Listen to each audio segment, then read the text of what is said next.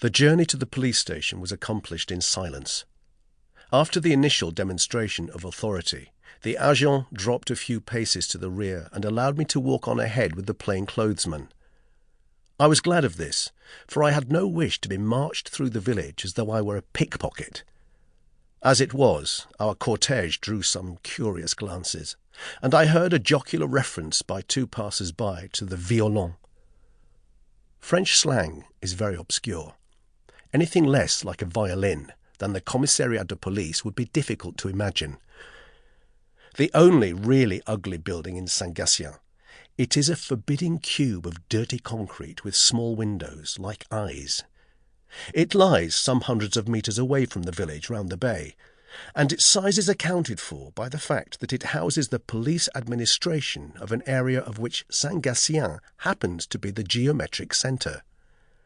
The fact that Saint-Gatien is also one of the smallest, most law-abiding and least accessible villages in the area were evidently disregarded by the responsible authorities.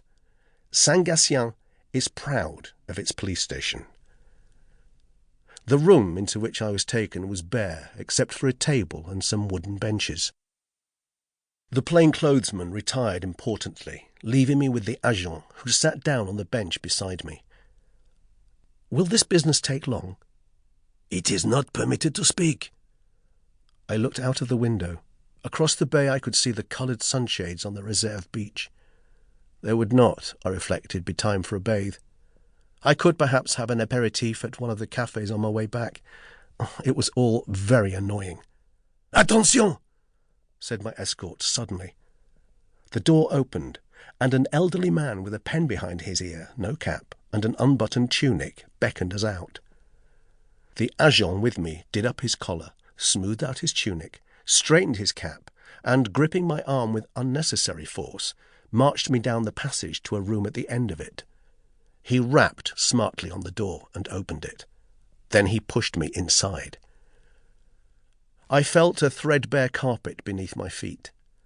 Sitting facing me behind a table littered with papers was a spectacled, businesslike little man. This was the commissaire. Beside the table, wedged in a small chair with curved arms, was a very fat man in a tussore suit. Except for a clipped, mouse-coloured bristle on the rolls of fat round his neck, he was bald. The skin of his face was loose and hung down in thick folds, which drew the corners of his mouth with them.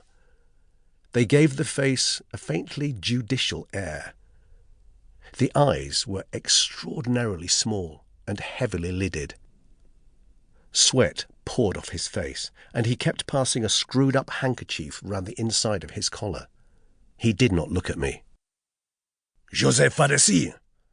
It was the commissaire who spoke. "Yes?" The commissaire nodded to the agent behind me, and the man went out, closing the door softly behind him. "Your identity card!" I produced the card from my wallet and handed it over. He drew a sheet of paper towards him and began making notes. "Your age?"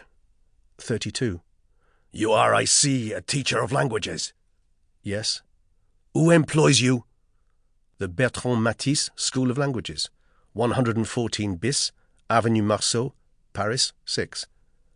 While he was writing this down, I glanced at the fat man.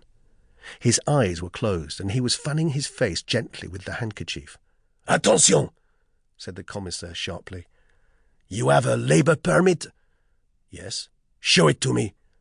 "It's in Paris. I am here on holiday." "You are a Yugoslav subject?" "No, Hungarian." The commissaire looked startled and glared at me. My heart sank.